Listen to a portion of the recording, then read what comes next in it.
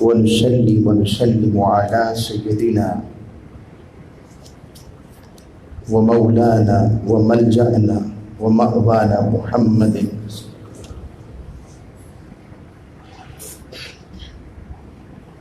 أما بعد فأعوذ بالله من الشيطان الرجيم بسم الله الرحمن الرحيم وَإِذْ قَالَ رَبُّكَ لِلْمَلَائِكَةِ إِنِّي جَاعِلٌ فِي الْأَرْضِ خَلِيفَةً صدق اللہ مولانا العظیم وصدق رسولہ النبی الامین الکریم۔ حاضرین مکرم، سامعین ذی وقار، اللہ رب العزت کا بے پایہ لطف و کرم و انعام و عنایت جس رب کریم اور رب محمد مصطفیٰ صلی اللہ علیہ وسلم کی بارگاہ کی عنایت کہ اس نے ہمیں ادیان میں، دین میں سب سے اعلیٰ دین عطا فرمایا، اور نبیوں میں امام الانبیاء کی امت ہونے کا شرف بغیر کسی دعا کے ایسے ہی اپنی رحمت سے عطا فرمایا۔ ذی قعدہ کا خوبصورت مہینہ اور آگے ذی الحجہ،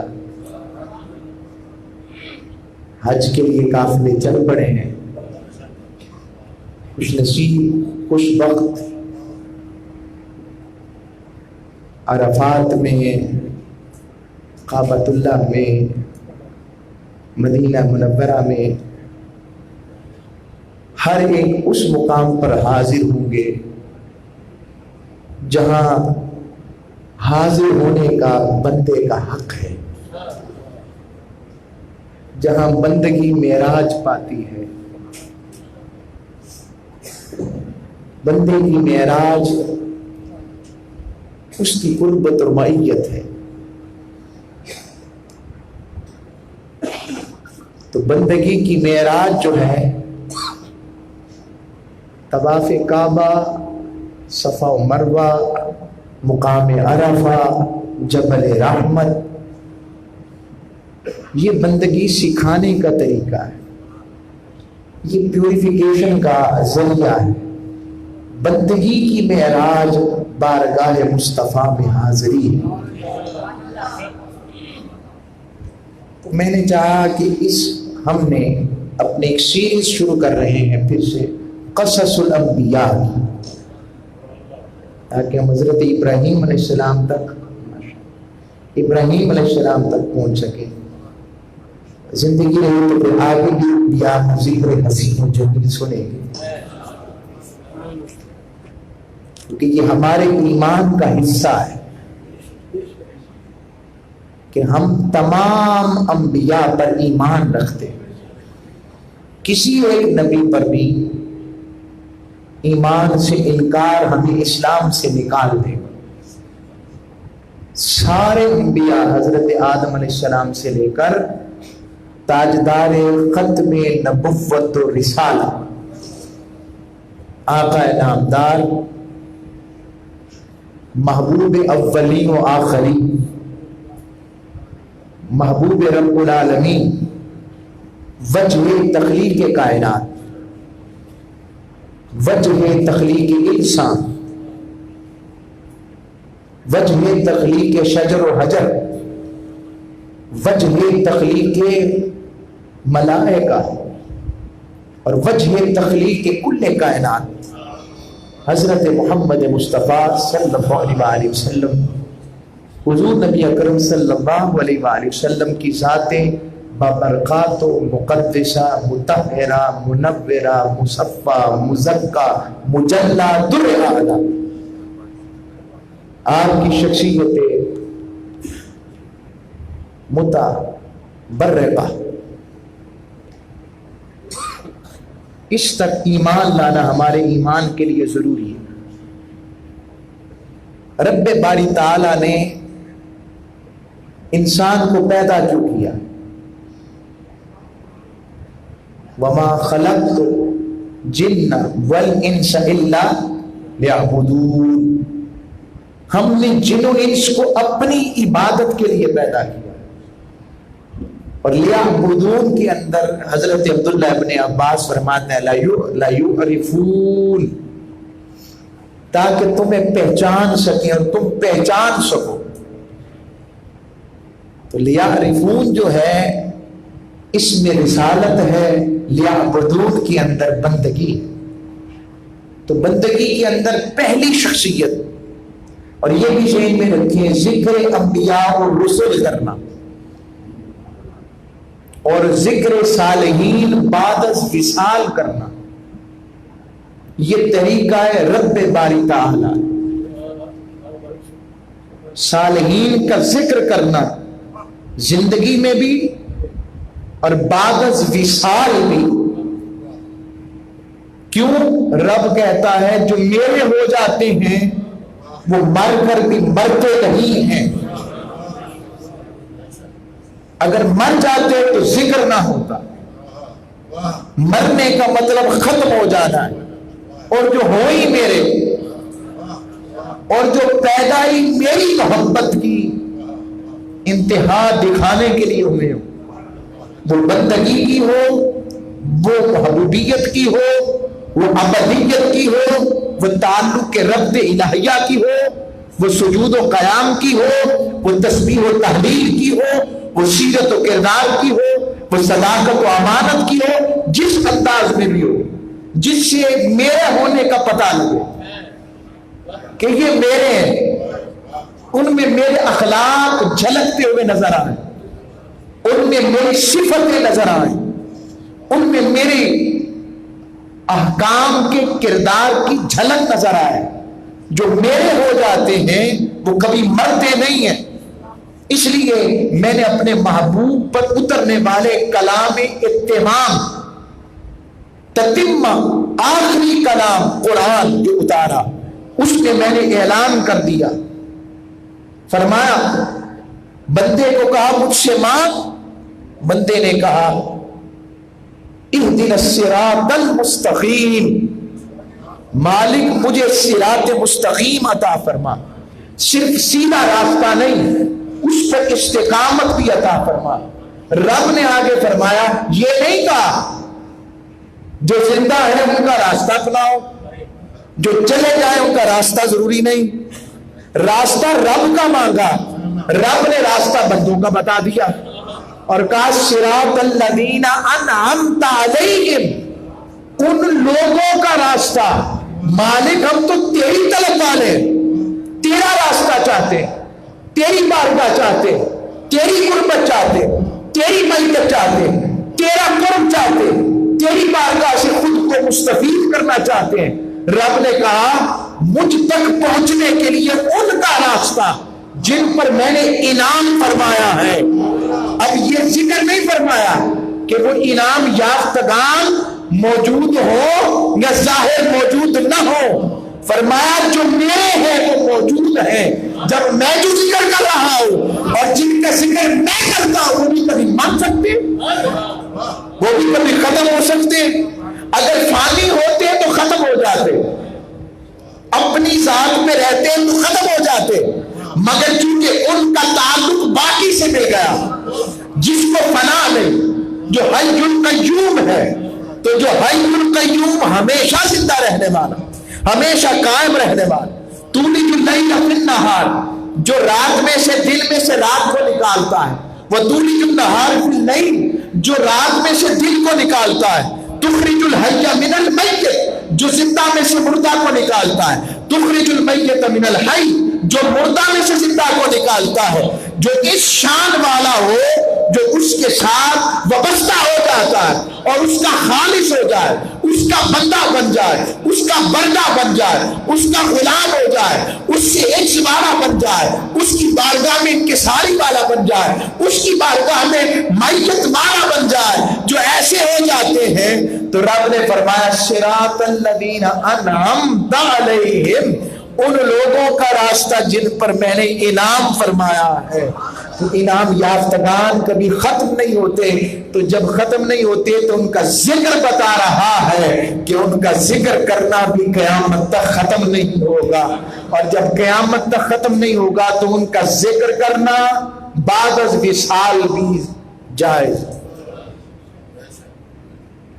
انبیاء علیہ السلام کو لے لیں، وَاذْكُرْ فِي الْكِتَابِ مُوسَىٰ، اب سیدنا موسیٰ علیہ السلام بظاہر تو حیات ہے، ہمارا عقیدہ ہے انبیاء پر، نبی زندہ ہوتا ہے، حیات ہے۔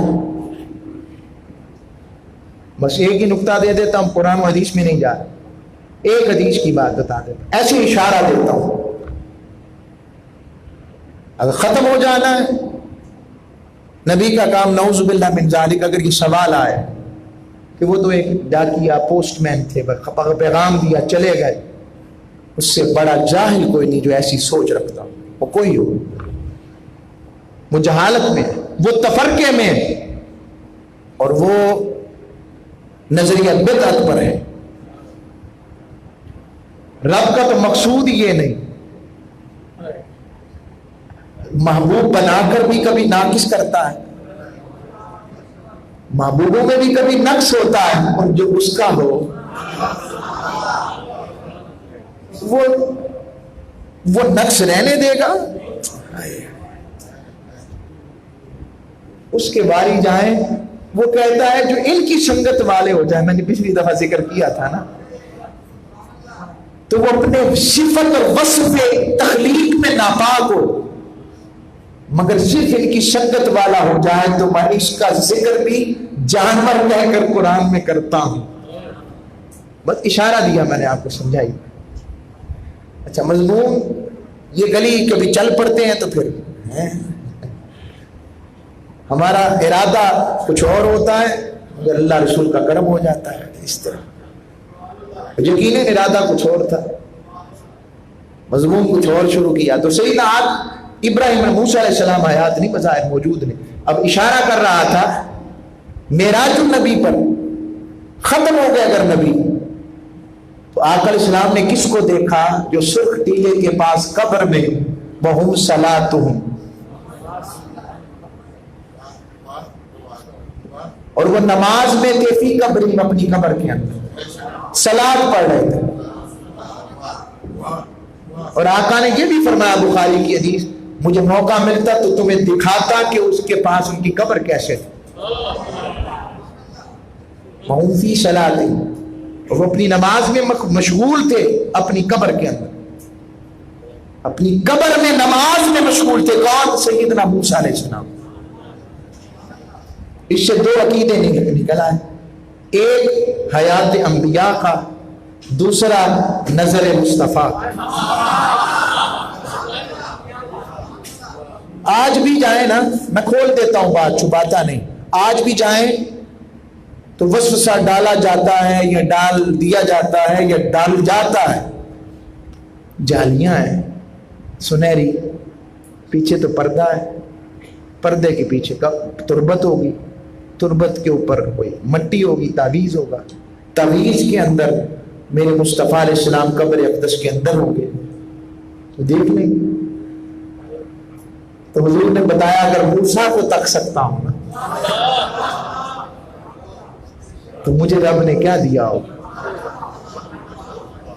اب اگلا سوال، اگر امتی قبر کے اندر سے محمد خضرہ والے کو تک سکتا ہے، رب دکھا سکتا ہے، میت پر جب سوال ہوتے ہیں امتی دیکھ سکتا ہے، تو نبی، پھر وہ محبوب، چلیں بس سمجھ لگ گئی بات، پھر واپس پلٹتے ہیں۔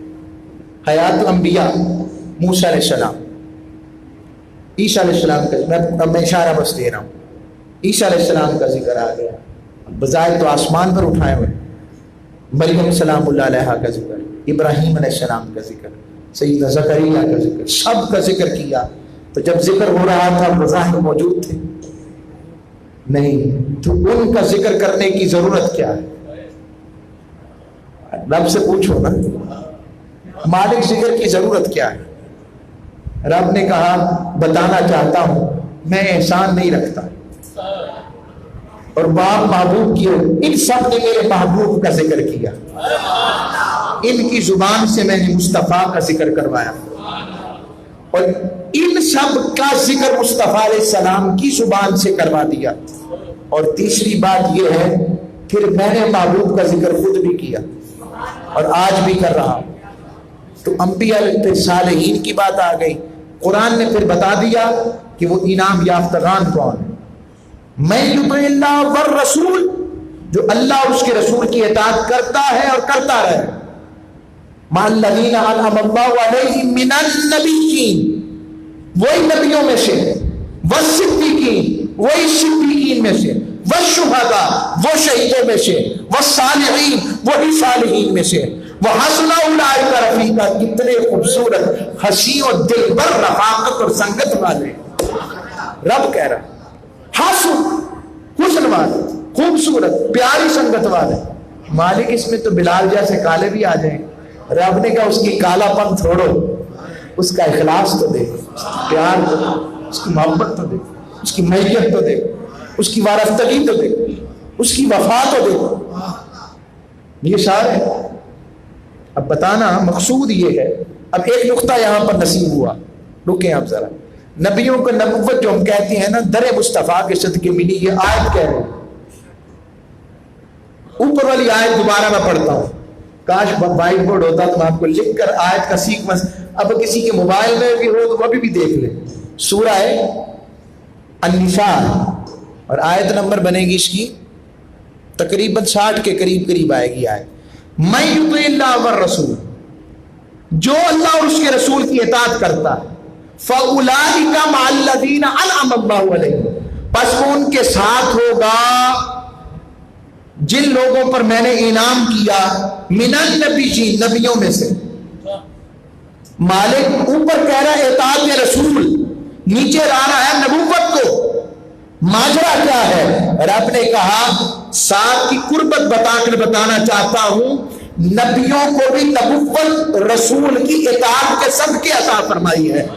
اگر کوئی اطاعت مصطفیٰ قبول نہ کرتے تو میں انہیں بھی نبوت عطا نہ کرتا. یعنی آقا علیہ السلام کی بارگاہ کی عطا میں نبوت کا ذکر آ گیا، نبوت ان کے صدقے مل رہی. پھر ان کی معیت اور سیدنا آدم علیہ السلام کا ذکر آیا. آپ آدم ہیں. شیخ اسماعیل حقی رحمت اللہ علیہ مختلف آپ کا مبارک نام آدم کیوں رکھا؟ پہلی بات اس لیے کہ آپ کی تخلیق زمین کی مٹی سے ہوئی، اس لیے. شیخ اسماعیل حقی رحمت اللہ علیہ روح البیان والے فرماتے ہیں ایک وجہ تو یہ ہے مٹی سے تخلیق ہوئی، دوسری وجہ آپ کی رنگت چونکہ گندم کو تھی اس وجہ سے آپ کا نام آدم رکھا. تیسری بات مختلف عناصر اور مختلف طاقتوں پر مشتمل ہونے کی وجہ سے آدم رکھا. چوتھی بات پاکیزہ روح، عقل، فہم اور رویت تکنے کی فضیلت کی وجہ سے آدم رکھا. اور آپ کی کنیت کیا ہے؟ آپ کی کنیت ابو البشر مشہور ہے، مگر جنت میں آپ کی کنیت ابو محمد ہے. شرف محمد مل گیا صلی اللہ. ابو محمد ہوا الآدم، وہ حضرت آدم علیہ السلام. اور رب باری تعالیٰ نے ان کا ذکر فرمایا. آج کلوننگ کا ذکر ہوتا ہے، جدید سائنس کلوننگ کی بات کرتی ہے. کلوننگ کہتے ہیں بغیر ماں باپ کے بظاہر، عمل تزویج کے بغیر چیز بن جائے، نر اور مادہ ملے بغیر چیز بن جائے. آج کلوننگ ہے، یعنی اس کے ڈی این اے مل جائیں، چیزیں مل جائیں تو ممکن ہے کہ ٹیوبز کے ذریعے پیدا ہو جائے. ایسا بھی سائنس کر رہی ہے کہ گوشت ایسی پیدا ہوتا رہے. ڈاکٹرز حضرات اس پر ریسرچ جانتے ہیں. کلوننگ، گائے بھینس یہ کلوننگ کے ذریعے پیدا ہو رہے ہیں. آپ ریسرچ کر رہے ہیں یوٹیوب پر، چیزیں آپ کو کلوننگ کی مل جائیں گی کافی. کلوننگ یہ پودے وغیرہ بھی اس کی قسمیں آ جاتی ہیں کہ اوپر ٹماٹر اگ رہا ہو، نیچے کچھ اور مٹر اگ رہا ہو. وہ کٹنگ مولدہ ہے. بتانا چاہتا ہوں جدید سائنس کے لیے کلوننگ آ جا رہی ہے. میرے رب نے کلوننگ کے ذریعے بغیر ماں باپ کے سب سے اول جسے پیدا کیا وہ سیدنا آدم علیہ السلام. بغیر ماں باپ کے. سیدنا عیسیٰ علیہ السلام بغیر باپ کے. سیدنا صالح علیہ السلام کی اٹھنی بغیر باپ کے تھی. ان کا بچہ جو تھا بغیر باپ کے تھا. اور حضرت آدم بغیر ماں باپ کے پیدا ہوئے. یہ شان عطا فرمائی. اور رب نے ان کا ذکر فرمایا. جب ان کی تخلیق کا ذکر آتا ہے تو یاد رکھیں ہم ذرا سادے لوگ ہیں، سمجھتے نہیں ان بات کو. ہاں میں اپنی بات، آپ تو سمجھدار ہیں. وہ ذکر میلاد آ جائے تو ہم پریشان ہو جاتے ہیں. قرآن میں کہاں لکھا ہے، کہاں لکھا ہے، کہاں لکھا ہے. اب اس کے لیے کسی کے پاس بیٹھنا پڑے گا، اور بیٹھنے کے لیے ہم سب کو سیکھنا پڑے گا جیسے آپ سیکھتے ہیں. مجھے امید ہے کہ میں جو بات کروں گا اس کو آپ کو سمجھ لگ جائے گی. یہ آپ کو گر دے دیتے ہیں. جہاں جہاں پر میلاد کا مطلب ہے ولادت. عربی میں پیدائش کو میلاد اور ولادت کہتے ہیں، اور ولادت کی تخلیق ہوتی ہے. تو تخلیق انبیاء کا جہاں جہاں ذکر ہے وہی میلاد انبیاء ہے، پیدائش انبیاء ہے. جہاں جہاں ذکر ہے اور یہ قرآن سے ثابت ہے.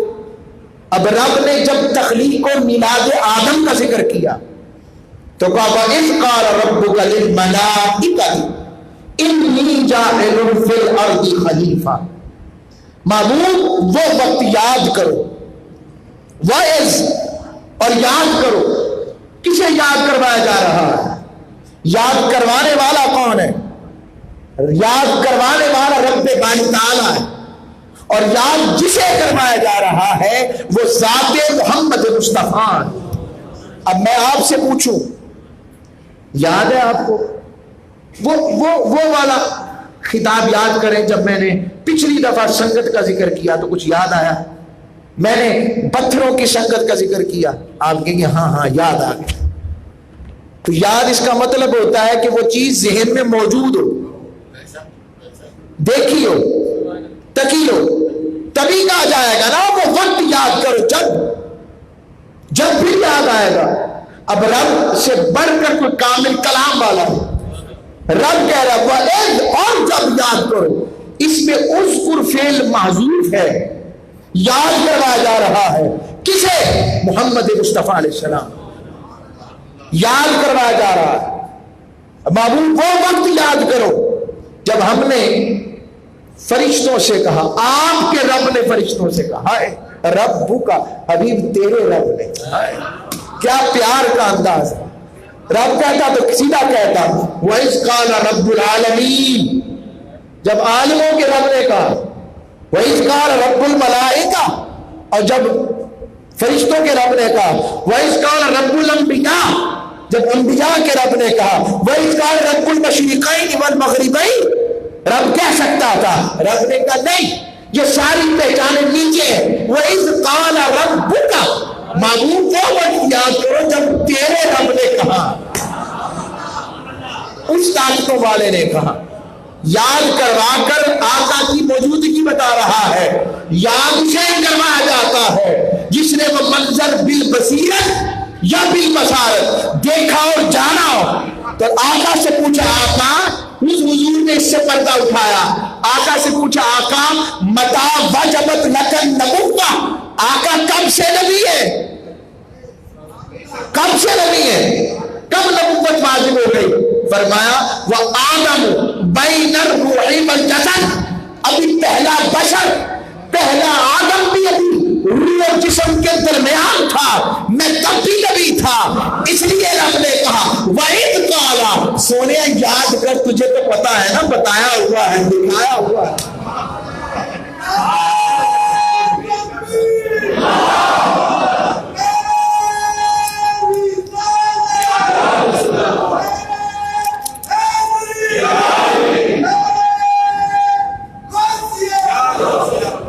محبوب تو یاد کر, یاد کروایا. یاد اسے کروایا جاتا ہے جس کی یادداشت میں ہو, جو جانتا ہو. تو حضور تو تب کا جانتے ہیں تو اب کا بس اشارہ آ گیا. وَإِذْ قَالَ رَبُّكَ, جب آپ کے رب نے کہا. مجھے تو اس لطف آگے جانے نہیں دے رہا. ہاں اس میں کتنا آپ کا, تیرا, صرف تیرا.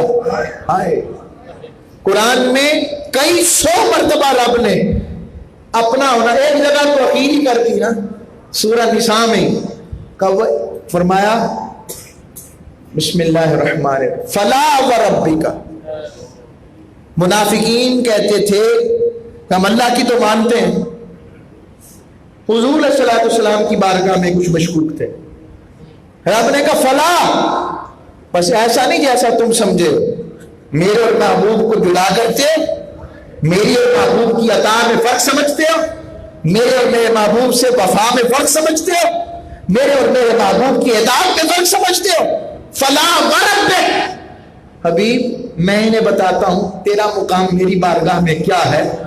میری آئیڈینٹیفیکیشن, میری پہچان, میں سمجھاتا ہوں بات. آپ کیسے, اب عدنان بھائی یہ ایک جگہ کام کرتے, بزنس کرتے ہیں, ایک ان کی آئیڈینٹیفیکیشن وہ ہے. ذیشان بھائی, ہمارے عائشہ, ہر ایک کی اپنی آئیڈینٹیفیکیشن کسی قبیلے کسی قوم سے ہوگا کہ وہاں سے پہچانا جائے. اب کسی قبیلہ سے ہوگا, کسی ذات سے ہوگا, کسی علاقے سے ہوگا, کسی گھرانے سے ہوگا, کسی ملک سے ہوگا. تو ہر ایک وہ چاہے گا کہ میری پہچان اس نسبت سے. کچھ لوگ پیر خانے سے وابستہ ہوتے تو اپنی پہچان کو لا کر اس نسبت سے پہچانا جانا. کوئی خاکی کہلانا پسند کرتا ہے, کوئی صوفی برکت علی صاحب جیسا, کوئی نقش بند, کوئی چشت, کوئی آگے بڑھتے چلے جائے ان جیسا, بابا فرید جیسا, کوئی اپنے اپنے کوئی نسبت والا, رضا اپنے آپ کو قادری, ضیائی اور انداز اس طرح لیتے جائیں. کوئی نوشائی, کوئی نقش بند, کوئی سوربرد, چشت, نوشائی, سارے آگے نا. میں نے سب کو شامل پہچان رکھتا ہے. میری مثلا مجھ سے کو پوچھے تو ایک پہچان تو میری پہلے ہوگی, کسی کا بیٹا ہوگا, کسی خاندان سے ہوگا, کوئی ڈیزگنیشن ہوگا. میری پہچان یہ ہے کہ میں اس در پر نوکری کرنے آتا ہوں. میری پہچان میں جہاں سے پڑھا, میری وہ پہچانا جاؤں اساتذہ شیوخ کے ذریعے. ایک پہچان ہے, پسند ہوتی ہے. اب رب کو پہچان کی ضرورت ہے, بڑے کر دیں بعد. یہ وقت لیا کچھ وقت سمجھانے کے لیے کہ زندگی بھر کے لیے نقش ہو جائے. رب کو پہچانوں کی ضرورت. رب تو رب ہے, اس کو کسی سے پہچان کرانے کی ضرورت نہیں ہے, مگر رب نے اپنی پہچان کروائی. اور قسم کھا کر, رب کو قسم کھانے کی ضرورت نہیں ہے. قسم یا تو بات کو سچا کرنے کے لیے کیا جاتا ہے, بعد میں زور اور تاکید پیدا کرنے کے لیے کی جاتی ہے. یا تیسری وجہ ہوتی ہے کسی سے محبت کی وجہ سے. سونیا تیری قسم میں نے ایسا نہیں, سونیا تیری قسم میں ایسا ہوں, سونیا تیری قسم تو ایسا ہے. اب رب نے کہا فلا وربک, ارے لوگوں نہیں, مجھ میں اور مصطفیٰ میں عطا محبت و وفا میں فرق نہ کرنا. میری پہچان دیکھو کیا ہے, وربک. سونیا مجھے تو فقط قسم ہے تیرا رب ہونے کی کہ میری پہچان یہ ہے کہ میں تیرا ہوں, اور تیری پہچان یہ ہے کہ تو میرا. بخدا خدا کا یہی ہے در, نہیں اور کوئی مفر مقر. جو وہاں سے ہو یہی آتے ہو, جو یہاں نہیں تو وہاں ہے. یہ مقام ہے. رب مصطفیٰ ہونے کے ناطے رب یہاں بھی کہہ رہا ہے سونیا تیرے رب ہونے کی. تیرے رب نے کہا, فرشتوں سے کہا, میں زمین پر ایک نائب بنانے لگا ہوں. تو رب باری تعالیٰ نے جب یہ بات کہی تو وہ جو چیز رب بنا رہا تھا، مٹی دیکھ رہے تھے، کیچڑ دیکھ رہے تھے، بدبودار گارا دیکھ رہے تھے. قرآن نے سارا کہا وَلَقَدْ خَلَقْنَا الْإِنسَانَ مِنْ صَلْصَالٍ مِنْ حَمَإٍ مَسْنُونٍ. ہم نے انسان کو کھلکتی ہوئی مٹی سے پیدا کیا.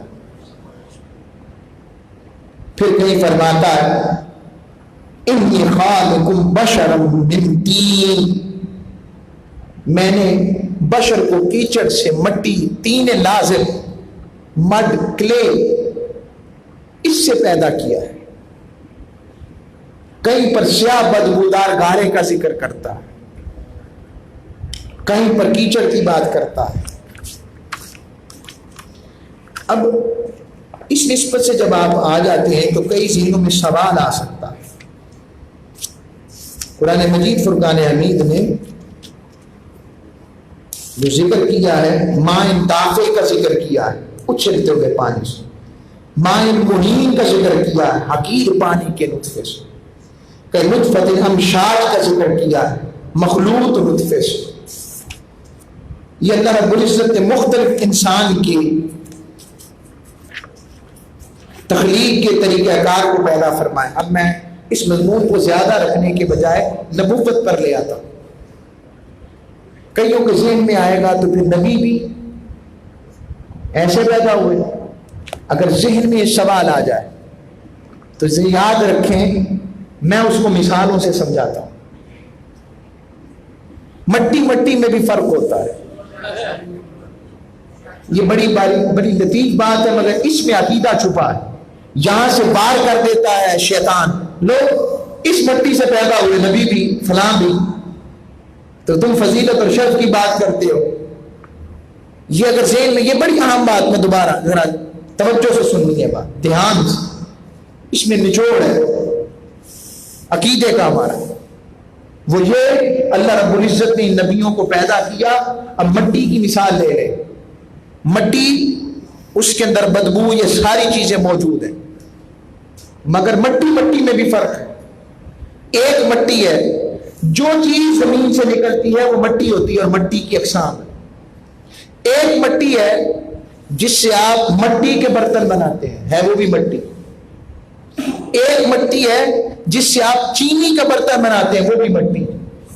ایک مٹی ہے فائر کلے، جس سے آپ اپنی بھٹی کے اندر جو اینٹیں لگاتے ہیں، جس سے بھٹی کے اندر اینٹ جو ہے 1500 فارنہائٹ تک بھی چلی جائے تو وہ جلتی جلتی کوئی نہیں، وہ بھی مٹی. ایک مٹی وہ ہے یہ جسے آپ شیشہ کہتے ہیں، یہ بھی مٹی سے بنتا ہے. آپ عام مٹی اٹھا کر آنکھ میں ڈالیں تو نظر آنا بند، اور یہ والا مٹی والا پیوریفیکیشن والا شیشہ جس کی اصل مٹی ہے، لگائے نظر آنا شروع. تو رب باری تعالیٰ اپنے نبیوں کے لیے بھی جو تخلیق کے لیے اصل مٹی چنتا ہے، اس مٹی کا باقی مخلوق سے فرق ہوتا ہے، اور رب انہیں سب سے اعلیٰ مقام پر تخلیق فرماتا ہے. دوسری بات، رب باری تعالیٰ نے مٹی سے تخلیق کیوں کیا؟ اس کی بہت سی حکمتیں ہیں. رب باری تعالیٰ نے مٹی سے اس لیے تخلیق فرمایا انسان کو کہ اس کے اندر عاجزی رہے، اس کے اندر انکساری رہے، اس کے اندر اللہ رب العزت نے یہ ساری چیزیں اس لیے رکھی کہ اس کے اندر محبت کا مادہ رہے، اس کے اندر جڑے رہنے کی خاصیت رہے. جہاں مٹی کے نقصانات نظر آ رہے ہیں وہاں فوائد بھی ہیں.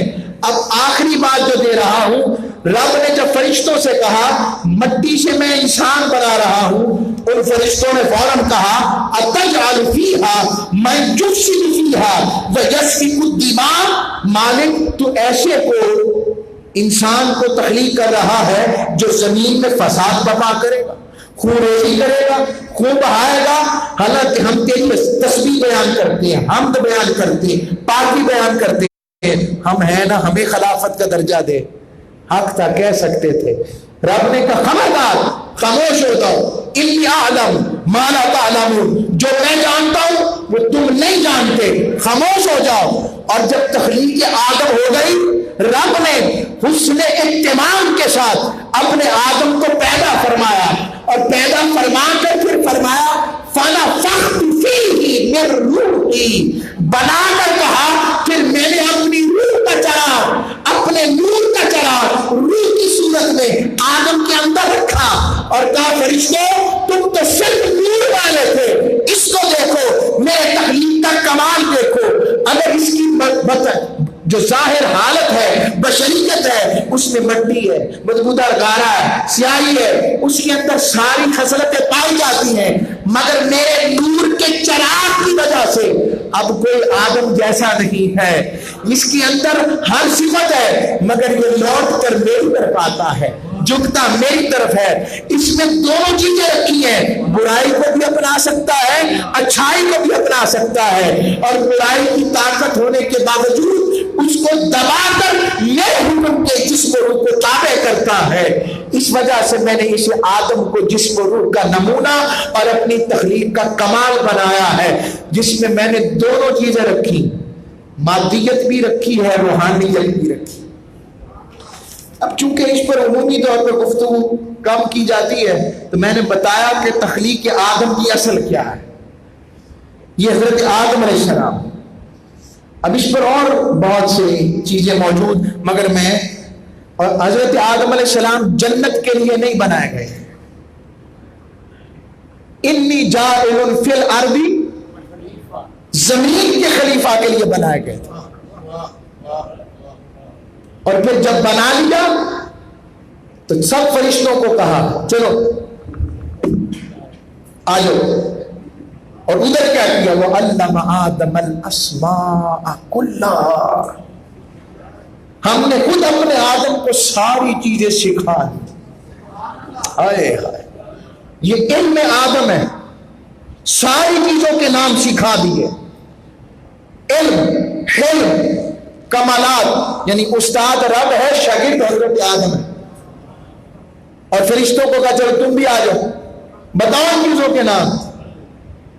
کہ سبحانک لا علم لنا الا ما علمتنا، کیا مؤدب فرشتے، مالک تو پاک ہے، یہ نہیں کہا